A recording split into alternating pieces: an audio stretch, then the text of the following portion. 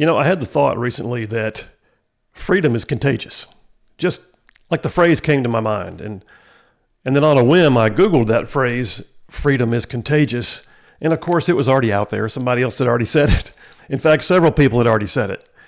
I discovered various iterations of it, but the one that really got my attention was the former Republican governor of Colorado, Governor Bill Owens. He served as governor of Colorado from 1999 to 2007. He said the exact same thing. In fact, his full quote was this. He said, "Freedom is contagious. That's why despots fear it so much." What a great quote. Okay, but what does it mean? Well, what it means is freedom in times of oppression, when the dark clouds of government overreach are raining on people's lives, that one person, even just one, who is willing to take a step out, risks their own security, stand in the face of tyranny, well, it inspires others, which then inspires others, which then cascades, and the calls for freedom can be far more contagious than any natural virus. And sometimes it's just a word. Sometimes it's a writing. Sometimes it's an action or a call to arms. Sometimes it's just a look in the crowd that one person gives to another that both know means I've got your back, let's do this. And there's images in my mind that come when I think of the phrase, freedom is contagious, like of the one man who stood in front of a tank in the center of Tiananmen Square in China, just stood there, galvanized the whole world. Well, look, I believe that we're in a fight right now, a fight worth having, by the way, a fight that will determine what kind of America we actually want. I mean, do we want an America that will just go along to get along, standing for everything and therefore standing for nothing? Because that's the hinge point we're standing at right now. We are at an inflection. We are at a turning. We are at a fork in the proverbial road. So I ask you again, what kind of America do we actually want?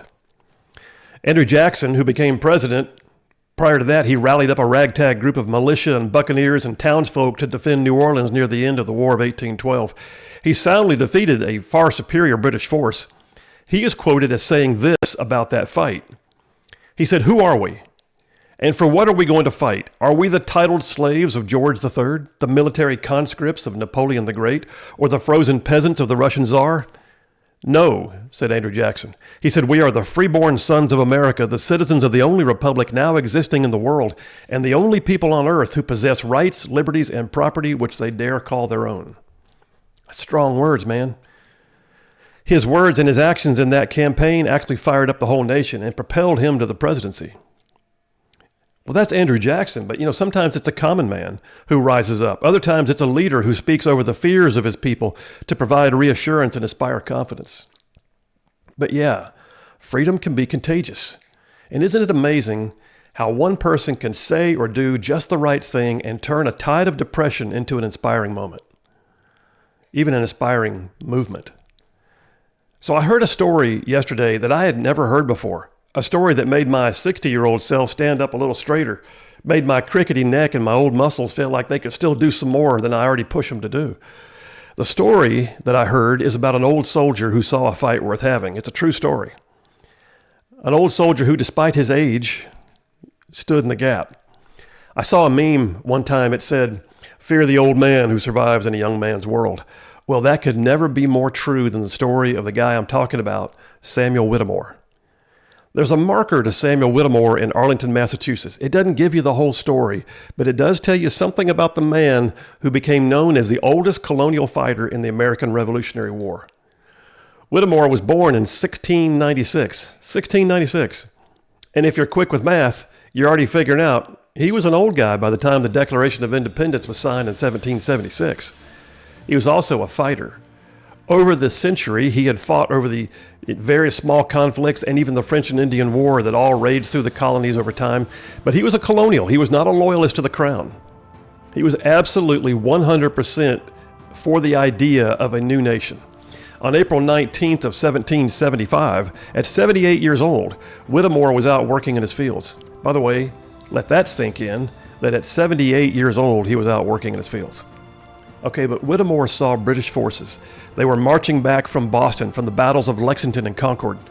Whittemore, the old guy, he loaded up his musket and 2 black powder dueling pistols. He took up a position behind a stone wall. And accounts of the day say that Whittemore yelled to other colonials that if I can only be the instrument of killing one of my country's foes, I shall die in peace. Well, 78-year-old Samuel Whittemore confronted the British soldiers. He fired his first shot with his musket, killed one British soldier. He then drew his 2 pistols and killed 2 more, but he wasn't done. He was danger close. He had no time to reload, so Samuel Whittemore, at 78 years old, drew his sword and attacked the British troops by himself. He was shot in the face. He was bayoneted several times. He was left for dead. The story I read said that colonial forces found him later, bloodied and trying to load his musket to go back for more. His clothes were full of bullet holes and stab wounds, and the wounds, well, they were so severe that Whittemore was not expected to survive. But I'm going to tell you right now, that old guy, he was as hard as woodpecker lips. At a time and a place when the average life expectancy for men in the American colonies was just 38 years old, that 78-year-old warrior survived those wounds and lived for nearly 2 more decades to the ripe old age of 96. The New London Journal, I saw a copy of it. The New London Journal reported on his death in 1793, and it said, quote, "He survived to see the complete overthrow of his enemies and his country to enjoy all the blessings of peace and independence." Y'all, what an epic story. Why haven't I heard about him before? But what I do know is this. Even with his extreme story being so epic in scale, what we saw there was one old guy who saw something that was worth fighting for.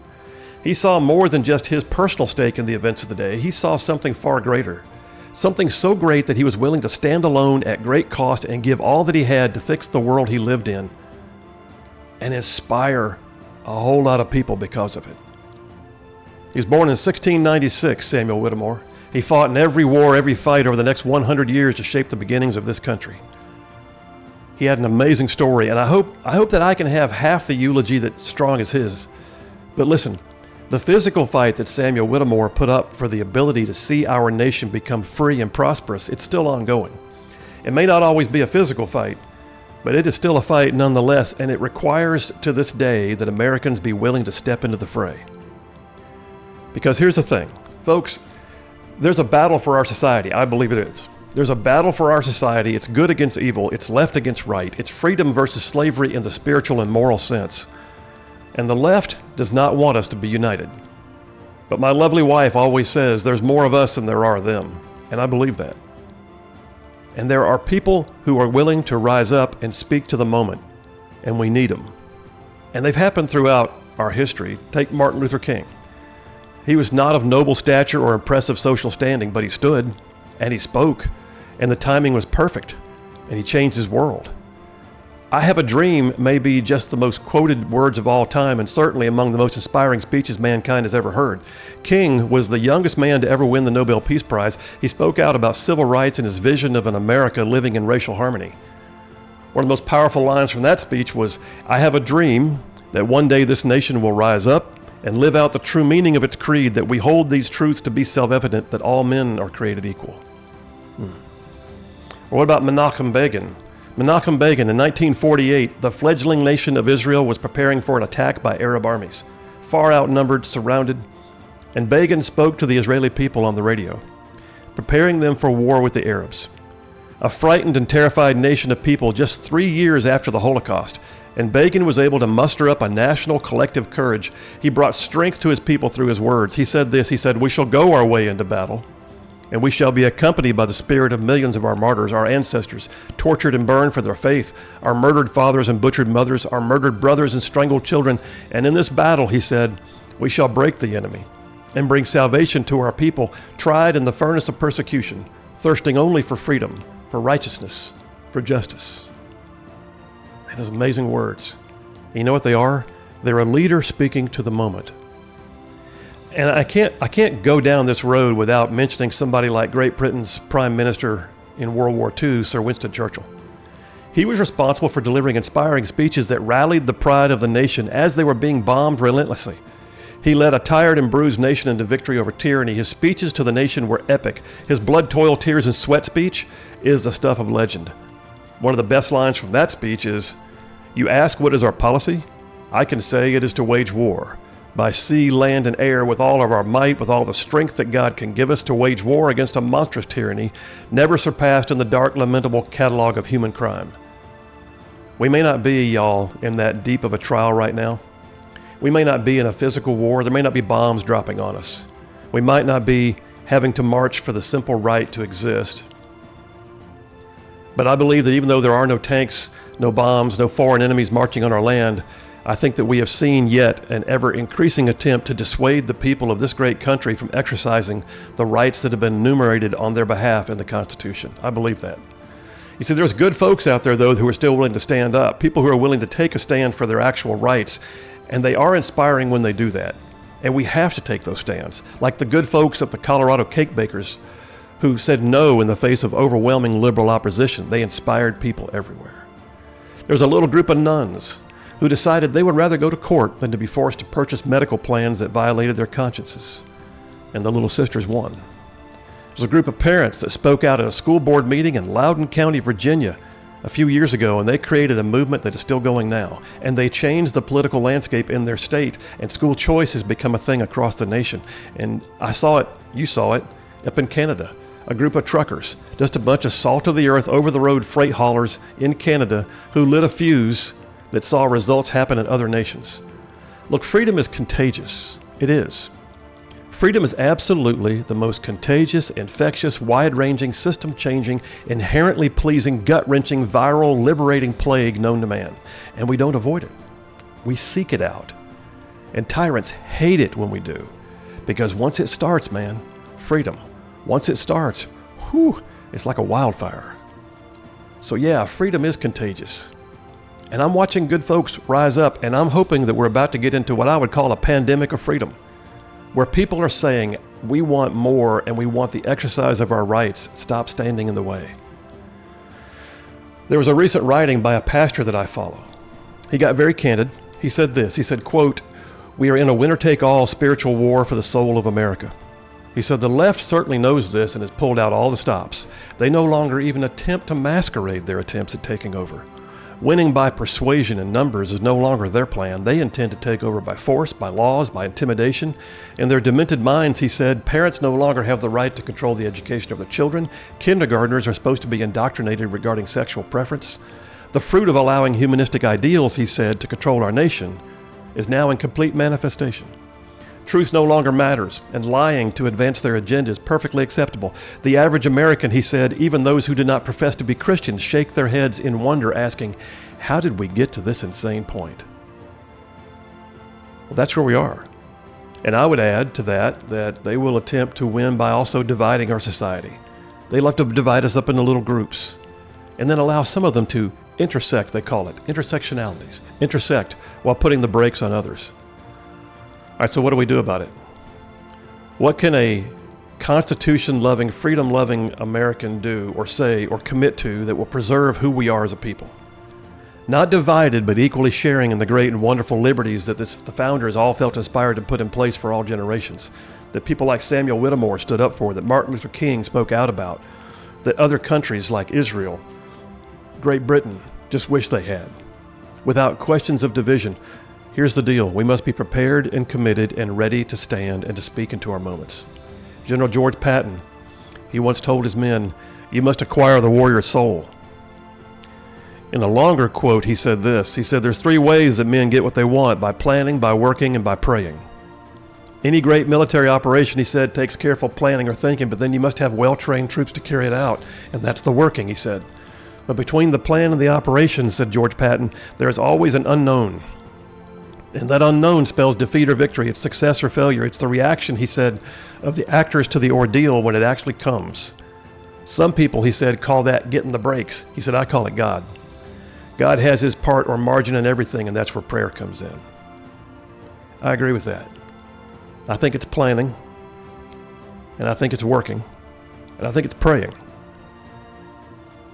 And those things are going to result to the average Joe and Jane on the street and the leaders of our nation having moments where they have to speak, because we have to speak into our moments. We have to be willing to realize that the words of encouragement or motivation or resistance, those words are actually necessary.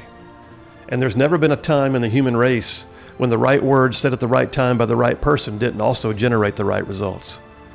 I mean, sure, there's going to be a time for silence, a time for grieving quietly, but when the grieving's done and the mission remains, you got to ranger up. And we have got to get those people going, and you got to gather those people around you. And if you're not able to find the words, that the other people with you will speak into the moment and move you back into action. Call it a kick in the pants, call it reasons to exist, call it a call to action, call it whatever you will. But words matter. And we need to speak them to each other. We need to encourage one another, and all the more as we see the day drawing near, it says in Hebrews 10. Look, I'm thankful for those who have timely added something back to my days that got me out of my funk at times and back on my feet, leaning forward in my foxhole. And here at Rightside Media, we are committed to the ideas that made this state and this nation great. I live in a state right now, I'm speaking to you from Alabama. The motto of our state is a Latin phrase, Judimus Jura Nostre Defendere. It means we dare defend our rights. And that's just one state that's part of a vast nation, a nation whose motto is E pluribus unum, which means out of many, one. And every single day I get ready for my work to do things, and I like to call it the 4 E's, that we will educate, enlighten, empower, and entertain as to the principles that make us a liberty-minded community. To give all of you who are listening or watching that added bit of knowledge that you are not alone in this fight. That it's okay to say things like Jesus is Lord and America is great and life is worth living. And that's why I do what I do. This is a fight worth having, y'all. I'm telling you, it is. And we have to be willing to speak into our moments, because the words of others can inspire other people to act, because yes, freedom is absolutely contagious. It is. And we're in this fight together. And there's more of us than there are of them. That's my philosophy.